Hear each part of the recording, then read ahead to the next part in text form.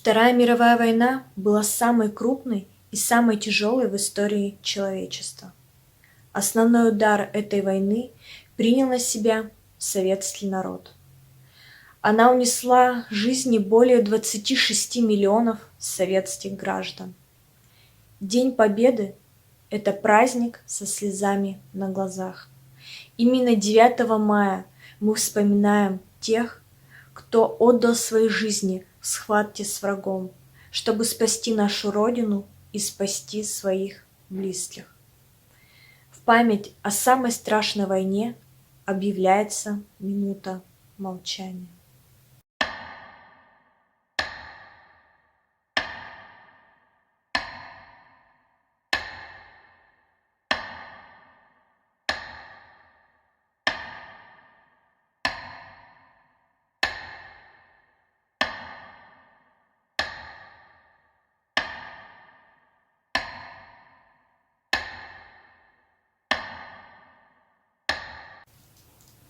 К Дню Победы проходит акция «Читаем детям о войне». Обычно читают какие-то художественные произведения, а затем уже задают вопросы по этому произведению или отрывку из него и обсуждают. В этом году мы будем читать не художественное произведение, а настоящий реальный дневник студентки Московского университета геологического факультета Нины Костериной. Дневник обыкновенной девушки, как называла свой дневник сама Нина. Этот дневник она стала вести с 1936 года по 1941 год. Последний год в ее жизни, когда она ушла на фронт.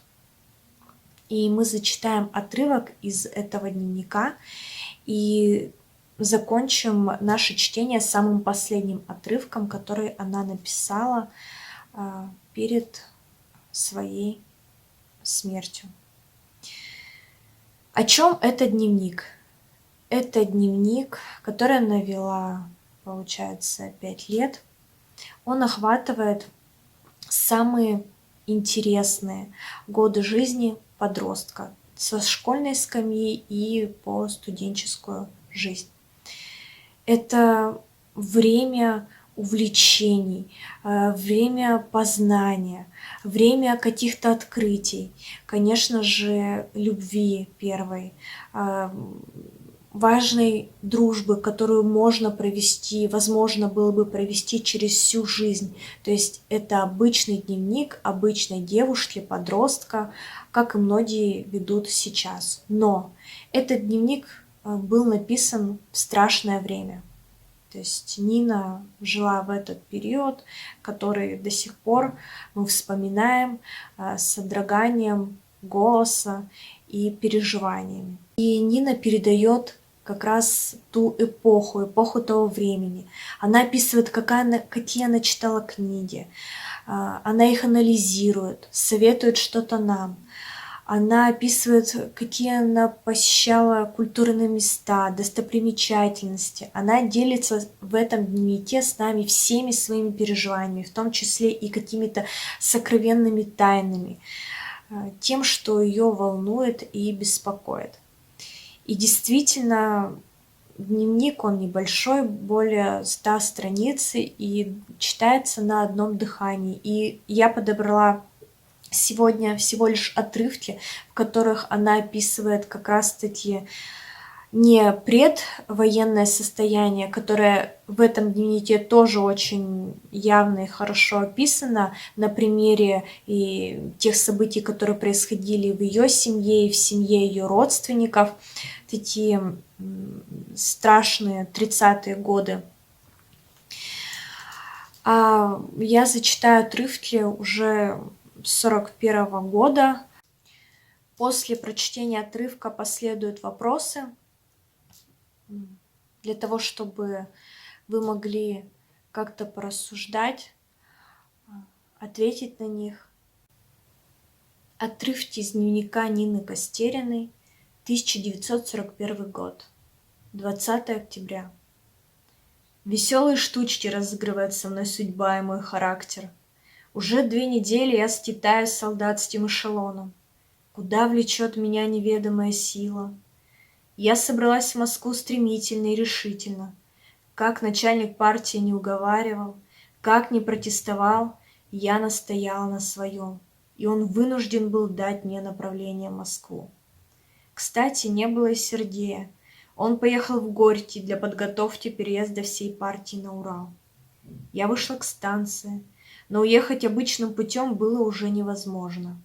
Тогда я пошла к солдатам. Молодой сержант сразу же подал мне руку, и я влезла в вагон. И поехала.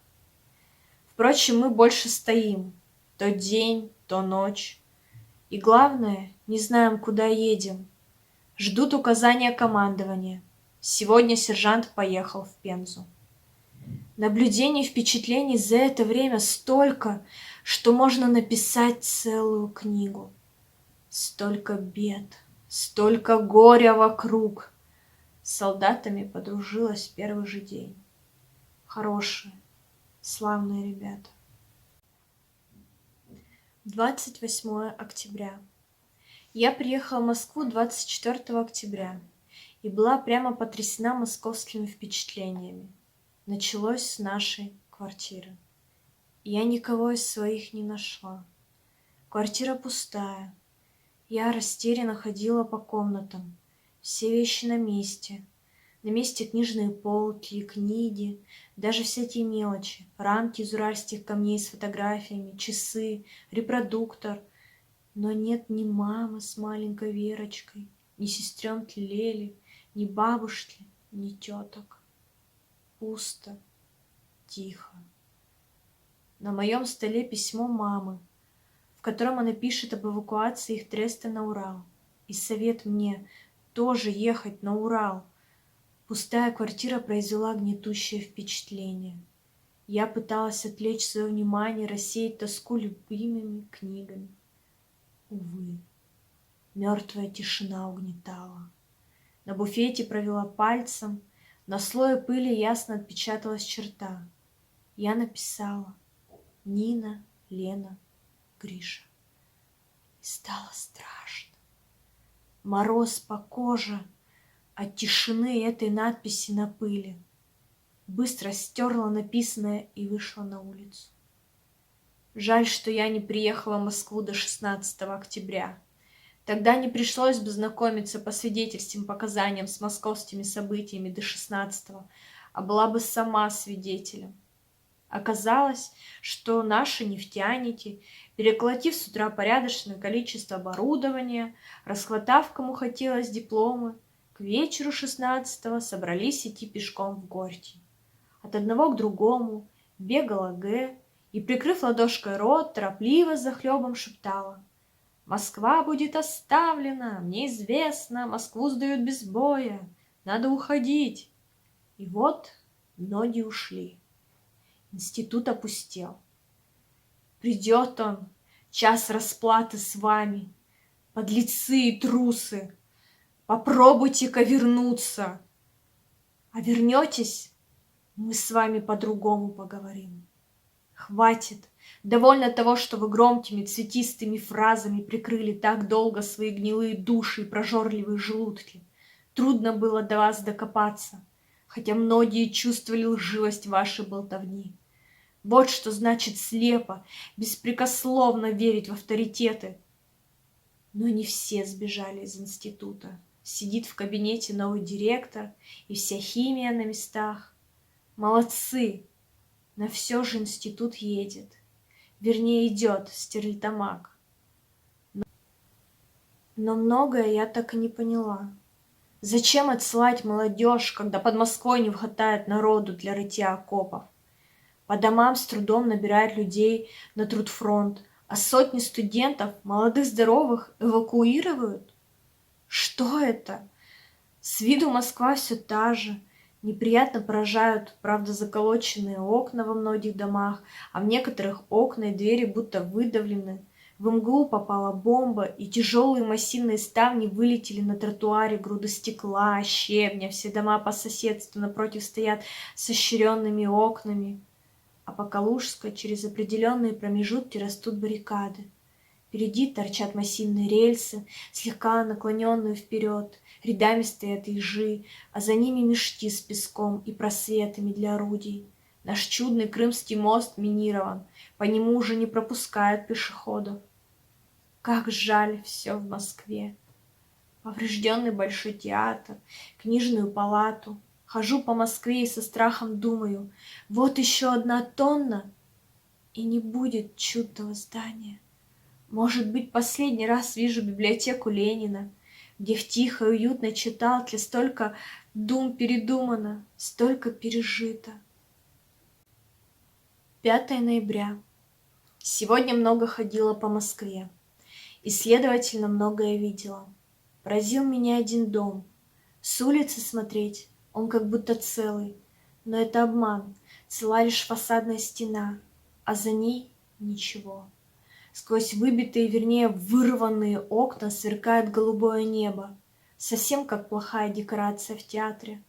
Дни полны тревожного ожидания. Гитлер собирает силы, он готовится для прыжка на Москву. Надо решать, и как можно скорее, нельзя оставаться посторонним зрителем. Конечно, заманчиво прожить Флавием, бесстрастным Флавием из Иудейской войны, но будущее мне этого не простит. Пока я сижу в своей уютной комнате, люди борются, страдают, гибнут. На улице грохот зениток. Сегодня чудный морозный день, и гитлеровские молодчики не решились тревожить Москву. А сейчас вечером, вот, сирена. «Граждане, воздушная тревога!» С особой интонацией повторяет несколько раз диктор. Из соседней квартиры мне стучат. «Тревога, тревога!» Но оставшиеся москвичи уже привыкли к налетам, и мало кто теперь уходит в убежище. А я там так ни разу и не была. Если судить по рассказам очевидцев, жертв в Москве от бомбежек достаточно. Недавно на улице Горького покалечила целую очередь. Люди стояли за Изюмом и получили бомбу.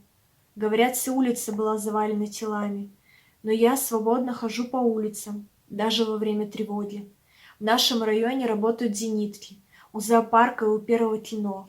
Грохот порядочный, но пока можно обходиться без тампончиков, которые любезно предлагают на всех перекрестках для сохранения ушных перепонок. А я так сплю по ночам, что ничего не слышу. Мне многие завидуют. У вас стальные нервы. Не стальные, конечно. Но закрывать уши тампончиками или совать голову под подушку, как страус в песок, не нахожу нужным и переношу спокойно все.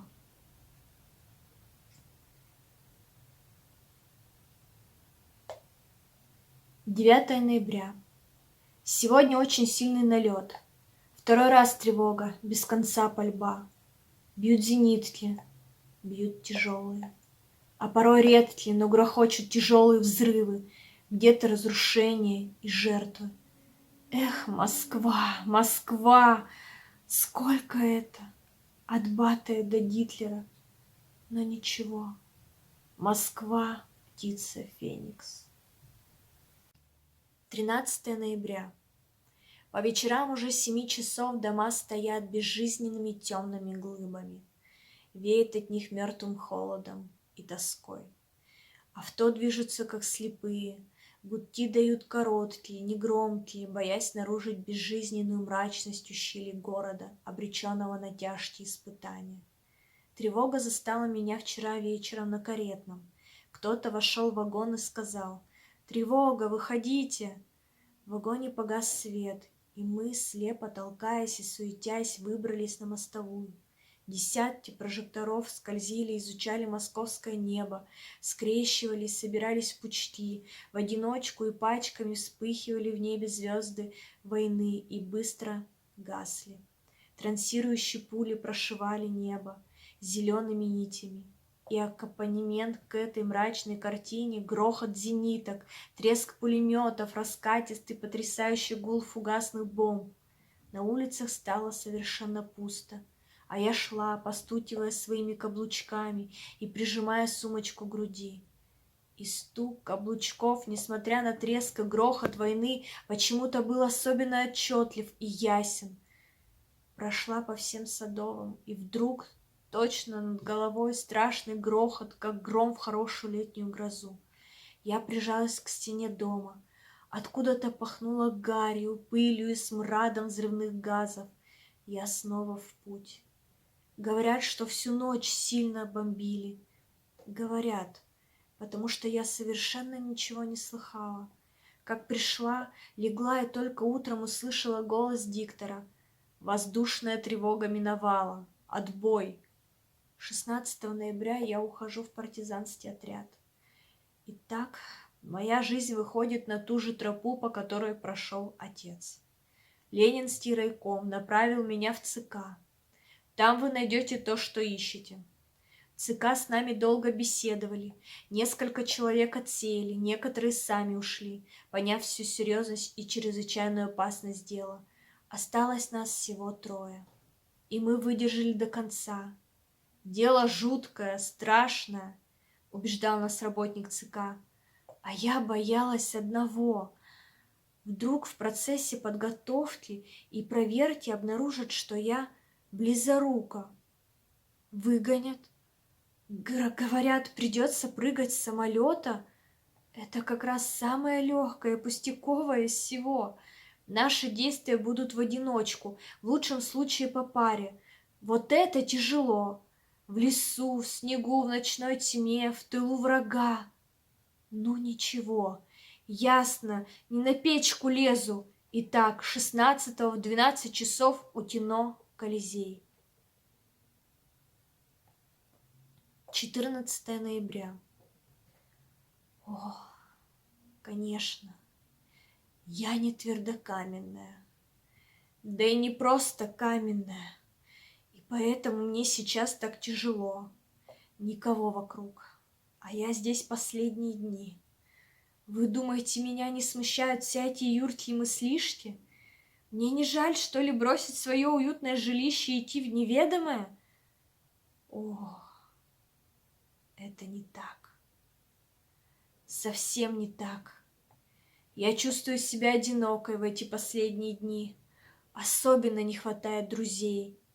Я хожу по пустым комнатам, и вокруг меня возникают и расплываются образы прошлого. Здесь мое детство, юность, здесь созревал мой мозг. Я любовно, с грустью перебираю книги, письма, записки, перечитываю страницы дневников и какие-то случайные выписки на обрывках бумаги. Прощайте и книги, и дневники, и милые с детства вошедшие в жизнь всякие житейские пустяки, чернильницы из уральских камней, табурет и столик в древнерусском стиле, картины художли, ворох фотографий, среди которых детство отца и мамы, и мое, и Лёли, и Волга, и Москва. Прощаюсь с дневником. Сколько лет был он моим верным спутником, поверенным моих обид, свидетелем неудачи, роста, не покидавшим меня в самые тяжелые дни.